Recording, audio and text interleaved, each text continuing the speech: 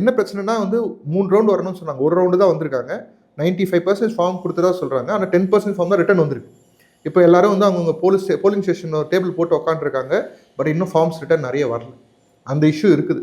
Form fill பண்ணுறதுக்கு அவங்க போதிய ட்ரைனிங் கிடையாது. பசங்க தான் பண்ணிட்டு இருக்காங்க. டிஎம்கே காரங்க பண்றாங்க. அது தப்பா பண்ணி கொடுக்குறதா ஒரு பேச்சு வேற இருக்குது. டிஎம்கே காரங்கன்னா வேற மாதிரி ட்ரீட் பண்றாங்க. மற்றவங்கள வேற மாதிரி ட்ரீட் பண்றாங்கன்னு. என்ன பிரச்சனைனா ஃபர்ஸ்ட் டிராஃப்ட் வந்ததுக்கு அப்புறம் மறுபடியும் கால் ஃபார் பண்ணுவாங்க. டீடைல்ஸ் சரியில்லை, நீங்க இந்த டாக்குமெண்ட்ஸ் கொண்டு வாங்கன்ட்டு. ஆனா ஃபார்மை கரெக்டா ஃபில் பண்ணி கொடுத்தா அந்த பிரச்சனை இருக்காது.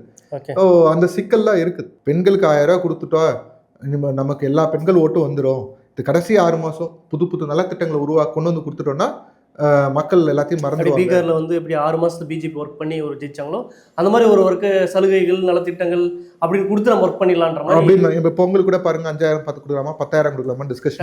கண்டிப்பா போயினுக்குது. ஏன் டிஎம்கே பிஜேபி மட்டும் தான் செய்யுமா, நாங்க செய்ய மாட்டோமா அப்படின்ட்டு.